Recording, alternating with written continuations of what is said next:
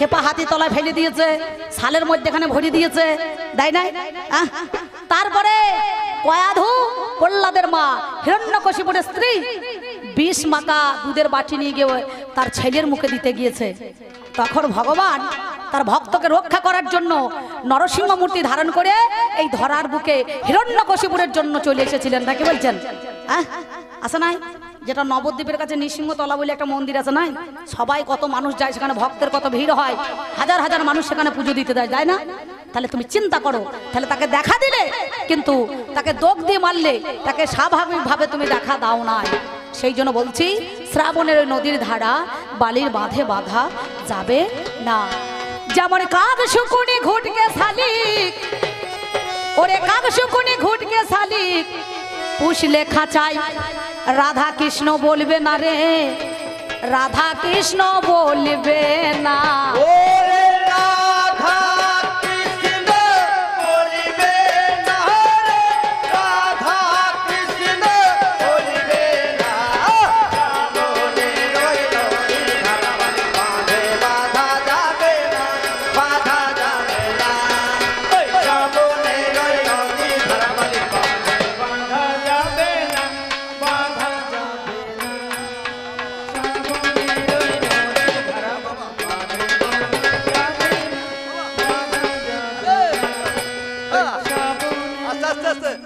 দেখুন ভক্তের যেমন ভাবটা দেখুন, ভক্তের নাচ খেলা দেখুন ভাই।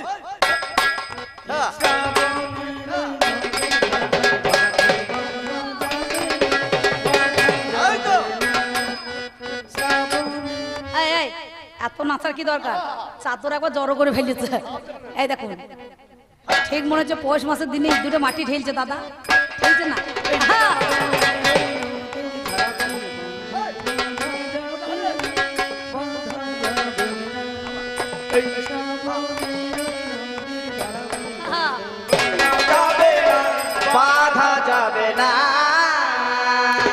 আর আমার ভগবান সিঙ্গাপুরি কলার মতো ব্যাগ ধরে গিয়েছে, বুঝতে পারছেন? ভগবান সোজা আছে? আচ্ছা হবে। সেই জন্য বলছি, শোনো, আপনাদের কাছে এই কথাটা কেন বলছি জানেন? কেন এই জগৎ সংসারের মধ্যেখানে রাধা কৃষ্ণ বলতে পারে না। যদি শকুনি কৃষ্ণ পাখি সেই কৃষ্ণ কথা না বলে তাহলে শকুনিতে রাধা কৃষ্ণ বলবে না। বলে? কখনো বলবে? যেমন ব্যাঙের কি হয় সর্দি কাশি, ওরে জলের সঙ্গে মেশামিশি। কি হয় সর্দি কাশি, জলের সঙ্গে মেশামিশি।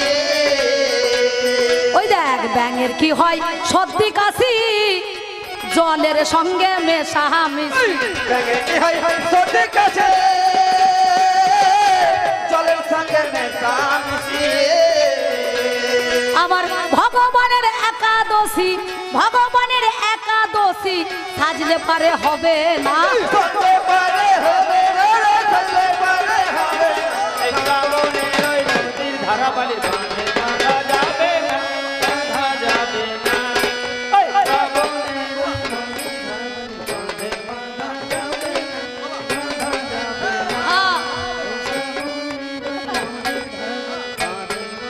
যাবে না।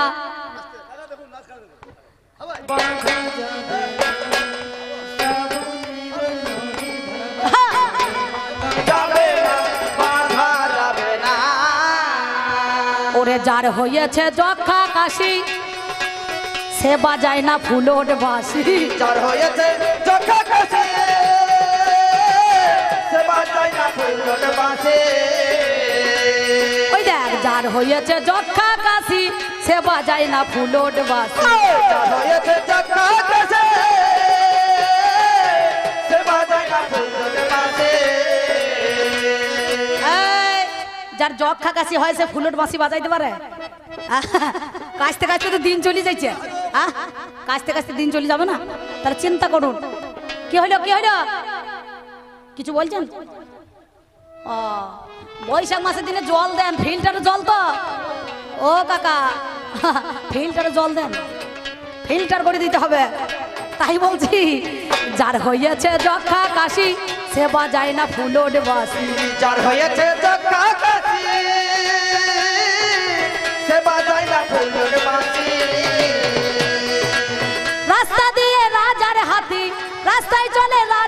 হাতি ব্যাঙের সমান হয় না। ব্যাঙের সমান হয় না রে, ব্যাঙের সমান হয় না। শ্রাবণের ওই নদী ধারাবাড়ি বাঁধে বাঁধা যাবে না, বাঁধা যাবে না। এই শ্রাবণের ওই নদী ধারাবাড়ি বাঁধে বাঁধা যাবে না, বাঁধা যাবে না। তবে যা বলেছো বেশি বলেছো, কানে শোনা গেল। আপনারা জ্ঞানী জনে জেনে যান না ভালো, ভগবান চালাক নয় চতুর নয় দুইয়ের বড় হাবা। ওরে কালো বামুন দেখে বলে এইটাই আমার বাবা, ধাড়ি ছাগল দেখে বলে ভাগলপুরের গাই, শ্বশুর মশাই দেখে বলে এইটা ভাইরা ভাই, চিনি দেখে বলে এটা কোন দেশের বালি, শাশুড়িকে দেখে বলে এইটাই আমার শালি, জিলিপিকে দেখে বলে গো গরুর গাড়ির চাকা, পাঁপড় ভাজা দেখে বলে হাওয়া খাওয়ার পাখা, মনুমেন্টকে দেখে বলে তামা খাবার নল, উড়োজাহাজকে দেখে বলে ইঁদুর মারা কল, পায়খানাকে দেখে বলে এটা হরি ঠাকুরের বাড়ি, আর ভগবানকে মনে হচ্ছে একবার গলা জড়িয়ে ধরি। গলা কখন জড়িয়ে ধরতে হয়? কান্তা প্রেম যখন হয়ে যায় তখন গলাটা জড়িয়ে ধরতে হবে। কৃষ্ণ প্রেমানন্দে একবার হরি হরি বলুন সবে। তাই আমি আপনাদের কাছে এই জগৎ সংসারের মধ্যেখানে এসেই একটা ছোট্ট কিছু বলছেন যেটা মশাই আসুন।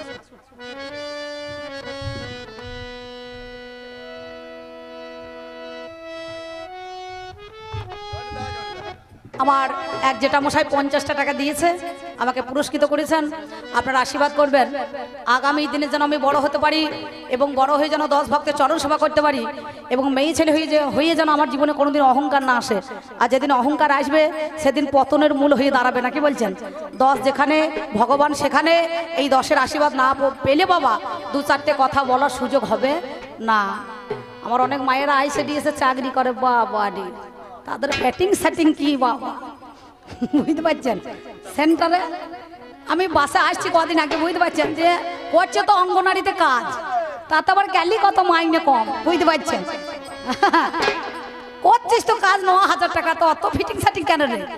একটা জুতো পরেছে 1000 টাকা দাম, একটা বাহামণি শাড়ি পরেছে 3000 টাকা দাম, বুঝতে পারছেন? দিয়ে আবার দেখছি সায়ার ফাঁকে পকেট করে ফেলেছে, বুঝতে পেরেছেন? তাহলে হ্যাঁ দিদি এত তো কাজ করছে, লোকে সেবা দিচ্ছেন, তো সায়ার ফাঁকে পকেট কেন? বলছে আর বললেন না, এখন যা আইন কানুন চলছে দেশে, ধরাধরি চলছে, মাল কি সদরে আনা যাচ্ছে, তাই অন্তদয়ের ভেতরে ভরছি, বুঝতে পারছেন? এখানে কেউ মাল চেক করবে না। তাহলে বেশ ঠিক আছে, ভালো ভালো, বুদ্ধিটা খারাপ নয়। এবার আমার মনে করেন বাড়ি থেকে ওর বাড়ি 5 কিলোমিটার দূরে সেন্টার। একদিন করেছি কি এমন বোকা মেয়ে ছেলে, এদিকে 4টে কাঁচা ডিম আর ওদিকে 4টে কাঁচা ডিম। আর এখন দেখছেন না সরকার সাইকেল দিয়েছে দিদি, এই সাইকেলে প্যাটেল করতে করতে ডিমে ডিমে ঠোকাঠুকি লেগে একবারে ভেঙে লাল ঝোল বেরিয়ে পড়েছে বাবা। আমি সেই পথ দিয়ে আবার বাড়ি আসছি। আল্লাহ হ্যাঁ দিদি আপনার কি কোনো কঠিন রোগ হয়েছে নাকি? বলছে আর বললেন না অম্বিকা দি, আমি বুদ্ধি হইতে গিয়ে কি করেছি দেখুন, কি হইল কি? বলছে আমি সেন্টারে চাকরি করি, তাই আমি কাঁচা ডিম আনতে গিয়েছিলাম, দিয়ে কাঁচা ডিম এনেছি 4টে করে, দিয়ে এদিকে 4টে ওদিকে 4টে, দিয়ে সাইকেল চালিয়েছি, আর ডিমে ডিমে ঠোকাঠুকি লেগে মাল ভেঙে লাল ঝোল বেরিয়ে পড়েছে। আল্লাহ আর পাগলি রে, আনতে হইতো মালটা সিদ্ধ করে আনতে হয়, হ্যাঁ একটু থ্যাপসিয়ে যেত, ভেঙে যেত, তবু তো নেওয়া হইতো। তাহলে সরকারেরও গেল, তোমারও গেল, ছেলে মেয়েরও গেল, তাহলে লোকসানটা কার হইতো না, কি বলছেন? হ্যাঁ তুমি যা বলেছো ভাবের কথা আমি আপনাদের জানা,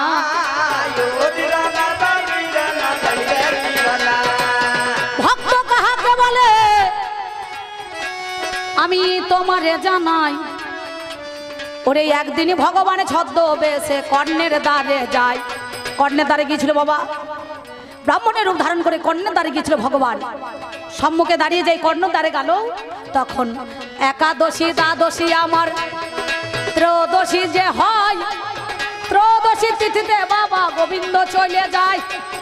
ভগবান ভক্তের দ্বারে পরীক্ষা করতে গেল, ওরে আমার পাল্লা দাঁড় গো তুমি শুনে চলো। ভগবান ভক্তের দ্বারে পরীক্ষা করতে গিয়েছে, বললো বাবা রে আমি তোর বাড়িতে সেবা নেবো, যে বলছেন না 64টা সেবা দিতে হয়, মাহান্ত ভোগ দিতে হয় নাকি বলছেন, দাদাস গোপাল সব রয়েছে, তাহলে তাদেরকে ভোগ না দিলে হবে না, এই বৈষ্ণবরা ভোগ দিতে হয়, কলিযুগের মধ্যেখানে সেবা দিতে হয়। বললো বেশ। তা ভগবান তখন ছদ্মবেশে ভক্তের দ্বারে গিয়ে দাঁড়িয়েছে। তখন বলল আজ একাদশী, দ্বাদশী, ত্রয়োদশী, এই ত্রয়োদশী তিথিতে মাংস ভক্ষণ করে কারা? যারা তান্ত্রিক মতে যাদের সাধক তারাই কিন্তু মাংস ভক্ষণ করে বাবা, আর না এলে পরে হবে না। বৈষ্ণব যারা তারা মাংস খায় না, কিন্তু এখনকার বৈষ্ণবে খেয়ে ফেলাইছে নাকি বলছেন? হ্যাঁ সত্যি কথা, কিছু মনে করেন না, আমি কিন্তু আপনাদেরকে শো করে বলছি না। আমার ভাই বায়না করছে, বলছে অম্বিকা দেবার আমাকে ডোজ দিচ্ছে নাকি, আমি তো তোমাকে কথা বাদ দিয়ে বলছি। এই যে আমার মালটাকে বলছে, এই আমার ভগবানকে, বুঝতে পারছেন? এবার কি বলিব ভাবের কথা, হাই রে মরি হাই, ও ভাই আমার গোবিন্দ তোমারে জানাই, পাগল রে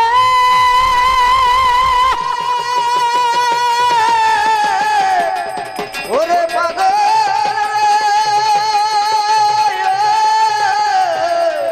পাগল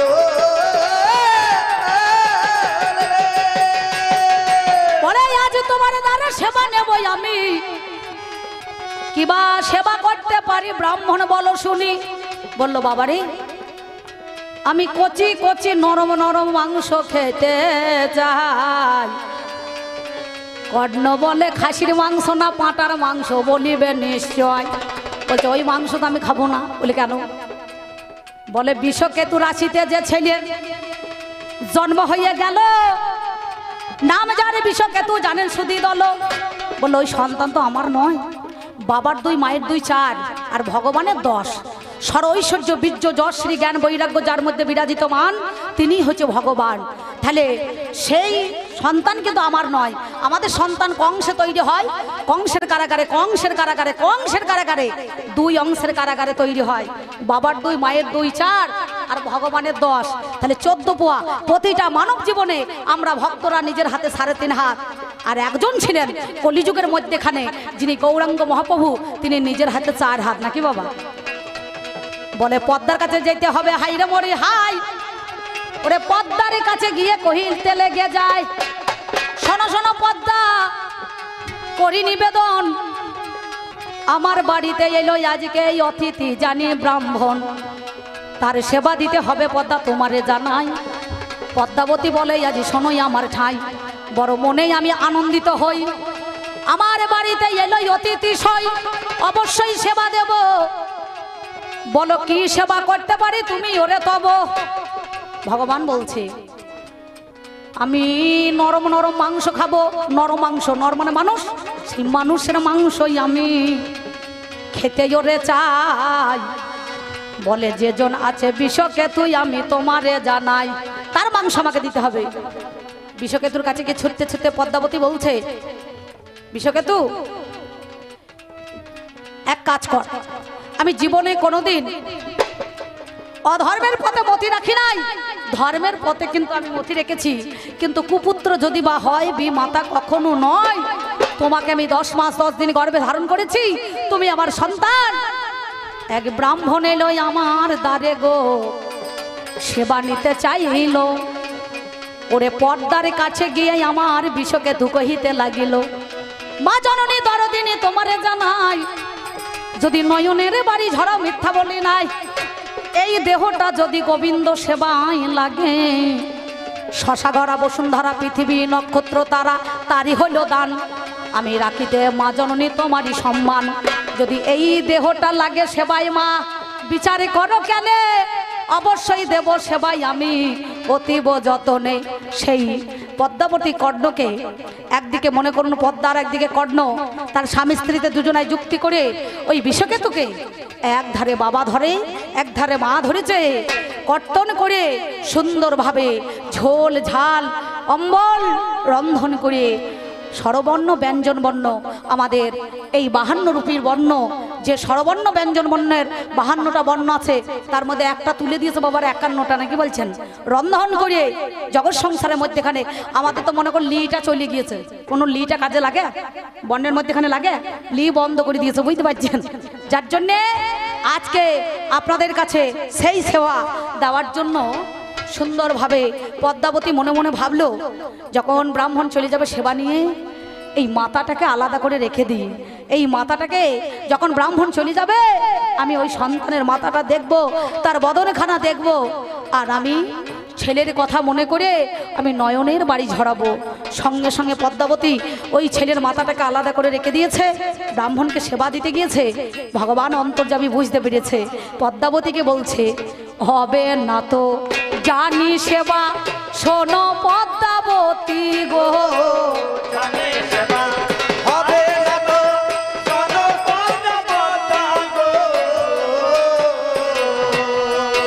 ওই পুত্রের মস্তক গোপনেতে রাখিয়াছ তুলে গো, গোপনেতে পুত্র মস্তক রাখিয়াছ বলে গো। এ সেবা তো আমি নেব না, সেবা তো আমি নেব না, এই সেবা তো আমি নেব না, সেবা তো আমি নেব না, কেন রুকিয়ে রাখলে বলো, এই সেবা তো আমি নেব না। তুমি কেন লুকিয়ে রেখে দিয়েছো পুত্রের মাথা? ওই মাথাটাকে নিয়ে এসে তুমি সুন্দরভাবে টক করো, মানে অম্বল। সেই ছেলের মাথা নিয়ে এই অম্বল ওরে জানি করিয়ে বাবা ছিল আমার পদ্মাবতী, তিনি যখন আমার সেবা দিতে যাই ওরে হাই, সঙ্গে সঙ্গে সেই মস্ত কি করব করাই, বলে একটা বালকের সেবা দিতে হবে, নইলে তো হবে না। বিষকেতু বলে বাবা জানেন জ্ঞানী জোনা, ছেলেকে যখন আমার বার থেকে ডাক দিয়ে দিল, তোমার কাছে বলি কথা জানেন সুধী দল, তখন বিষকেতু বলে যেই ডাক দিয়েছে, অমনি বিষকেতু মায়ের আঁচল ধরে কানতে কানতে সেখানেতে দাঁড়াই। মা জননী দরদিনী ঘরে গিয়ে দেখে বাবা মিথ্যা বলে নাই, আর তুই আমার ব্রাহ্মণে নাই ওরে জানি। তাকে তখন বলেছিল আমি কোন রূপে এসেছি ধরাই, ভগবান তো শুনি। আজ থেকে আমি তোর নাম দিলাম, শুধু কর্ণ নয়, এত বড় বীর, এত বড় দাতা, তোমার নাম থাকলো দাতা কর্ণ। আর সেই কুরুক্ষেত্রের মাঠে 17 দিনের যুদ্ধে দৈরথ সমরে অর্জুনের সঙ্গে যখন ভক্তের সঙ্গে ভক্তের লড়াই হয়েছিল, তখন সেদিন ভগবান নিজেই বলেছিলেন, ওরে অর্জুন, ওই দেখো কর্ণর মতো পারদর্শী বীর কেউ নাই, এই সময় তুমি পৃষ্ঠদেশে বাণ মারো। সেদিন কর্ণকে পৃষ্ঠদেশে বাণ মেরেছিল, ভক্ত হয়ে ভক্তকে আঘাত করেছিল, ভগবান সেটা করা করিয়েছে। সঙ্গে সঙ্গে তখন দৈরথ সমরে রথের চাকা মেদিনী গ্রাস করেছে, আর যেই পড়েছে তখন ভগবান গিয়ে বলল, কর্ণ এখন আমি তোমার কাছে যদি কিছু চাই তুমি আমাকে দিতে পারবে? কর্ণ বলল, প্রভু গো, আর তো দেওয়ার মতো আমার কাছে কিছুই নাই। বললো, আছে, তোমার মুখের মধ্যে দুটো সোনার দাঁত আছে, মানে দন্ত, ওই দাঁত দুটো যদি আমাকে দিতে পারো আমার মনের আশা মিটে যাবে। মনের আশা মিটে যাবে, আমি জানাই এ কথা তোমায়, তবে মনের আশা মিটে যাবে। সঙ্গে সঙ্গে সেদিন ওই দাঁত দুটো বান দ্বারাই নিক্ষেপ করে সুন্দরভাবে দাঁত দুটো দিয়েছে। রক্তমাখা দাঁত গোবিন্দর হাতে পড়েছে। গোবিন্দ বললো, এই রক্তমাখা দাঁত তো নেবো না, একটু ভালো করে পরিষ্কার করো। সঙ্গে সঙ্গে বরুণদেবকে স্মরণ করেছিলেন, বরুণদেব জলের দ্বারাই ধুয়ে দিল, দাঁত দুটো নিয়ে নিয়েছে হাতে। বললে, এত বড় ভক্ত, ভগবানের জন্য আত্মত্যাগ আজকে তুমি করলে, তবে শোনো, বলো তোমার কি মনের আশা বা তোমার বাঞ্ছা। তখন কর্ণ বলেছিল, প্রভু এই জগৎ সংসারের মধ্যে এখানে আমার মতো যত ভক্ত আছে, প্রতিটা ভারতবর্ষের শ্মশানে ঘাটে গিয়ে দেখতে হবে কোন চিতাতে সব দেহ মানে লাশ পুড়ে ছাই হয় নাই, সেই চিতাতে আমার দেহর সৎকার করতে হবে। ভগবান বলল, তথাস্তু, আমি সেইখানেই যাব। ভারতবর্ষের বুকে ভগবান ছদ্মবেশে এসে প্রতিটা ঘাটে ঘাটে ঘুরিয়ে বেড়ালো। বলল, কোনো ঘাটে কি সব দাহ হয়েছে? বলল, কোনো জায়গায় বাকি নাই, সব চিতাতেই তো মানুষের দেহ পুড়ে ছাই হয়ে গিয়েছে। ভগবান নিজে ঘুরিয়ে এলেন। তখন এই বাম হস্ততে সেদিন নিজে একটা চিতা সাজিয়েছিলেন কাঠের দ্বারায়, সঙ্গে সঙ্গে কাঠের দ্বারায়, কত কাঠের দ্বারায় তখন সুন্দরভাবে চিতা সাজিয়ে দিয়েছিলেন। চিতাতে পুড়ে ছাই হয়ে গেল। ভগবান বলল, আমি ভক্তের জন্য, ভক্ত যেমন আমার জন্য আত্মত্যাগ করেছে, আমি আর জগতের প্রতি হয়ে কথা দিচ্ছি, বিশ্বপিতা, আজ থেকে আমার এই বাম হাতটা আমি কোনো মাঙ্গলিক অনুষ্ঠানে শুভ কাজে লাগাবো না। তাই জগতের প্রতি যে ভগবান, তিনি লাগালেন না বলে ভক্তের জন্য আজও পর্যন্ত প্রতিটা যত আমার বাবার দল আছে, এই বাম হাতটা কিন্তু বিয়ের সময় বলুন আর মাতা পিতা মরলে বলুন, পিণ্ড দেওয়ার সময় কাজে লাগে। কোনটা লাগে? ডান হাতটা লাগে। তাহলে কার জন্যে? এটা ভক্তের জন্য হইয়াছে বাবা। ভক্তের জন্য হয়েছে বাবা। ওরে সেই কথা তোমার নাই জানা, ভক্তের জন্য হয়েছে বাবা। তাই বলছি